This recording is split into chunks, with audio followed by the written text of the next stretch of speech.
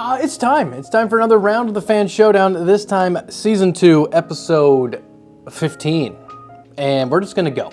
Now the first fan up today is this guy. It was submitted by Berthold and it's called the WINGFORK, and the inspiration behind this fan was the aviation industry. Specifically, the winglets we see on most commercial airliners nowadays. Now, there are a few different types of winglets, but you know, Berthold has chosen to use the split scimitar for his inspiration. Now, this design is commonly seen on the Boeing 737, and the reason it's called the split scimitar is, well, due to the fact that it looks like a scimitar, yeah, the sword, and it's split. One part curves up, one part curves down. It's simple as that. Now, in the aviation world, winglets are used because they improve, you know, fuel economy by reducing drag associated with wingtip vortices.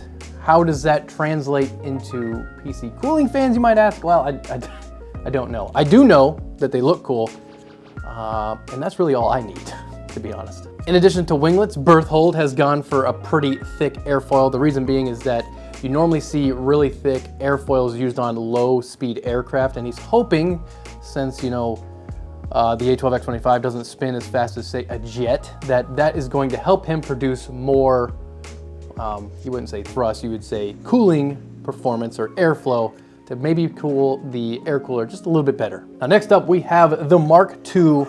Well, it's called the SLUG Mark II, and it was created by Zuxx. And don't be fooled by its seemingly simple design. Zuxx said that he spent the last month and a half designing and testing and then redesigning this fan, and he's gone through about 30 iterations of just this fan alone. Now, as you can see, Zuxx has gone for a thick boy fan, and he's also included a shroud for his fan. The shroud he's hoping will improve airflow, you know, and then thus cooling performance. Now, Zuxx has run the numbers, done the calculations, and through his testing, he predicts that he's going to beat the A12X25 by about 2 degrees, and he's confident that his fan's going to be put into first place by about 1.1 degrees. Now, I will say we've had predictions like this in the past that haven't really panned out, but to my knowledge, I don't think I've known anybody that has done, you know, 30 iterations of a fan and then went as far as calculating through testing how much they're going to beat the current #1 fan, especially when it comes down to beating it by 1.1 degrees.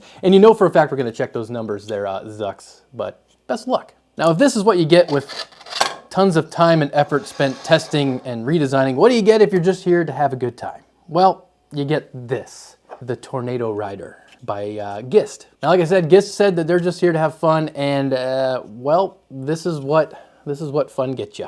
His only hopes for this is that it doesn't thermally throttle. Now, what Gist has created here is a centrifugal fan that essentially looks like a UFO, or maybe a UAP. Now, what Gist is hoping happens here is that the air is going to enter through these top 3 holes and then is going to be pushed, hopefully out the back, and then through the air cooler, at least enough to keep the CPU from throttling. It's gonna be tough, but he did say he tested this on a 7,500 RPM motor and could feel some airflow. Now, he did go on to say that since the Noctua is rated to about 2,000 RPMs, my results may vary.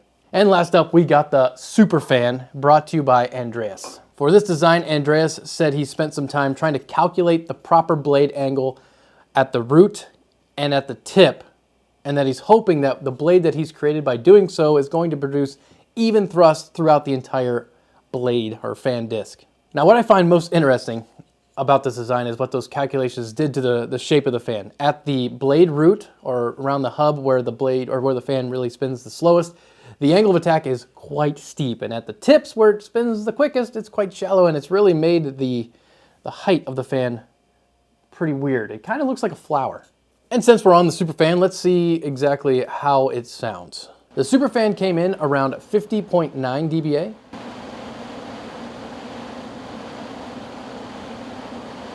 The TORNADORIDER came in at 52.3 dBA.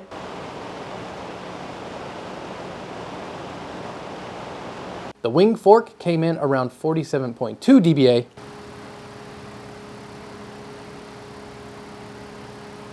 And the SLUG Mark II came in around 45.7 dBA.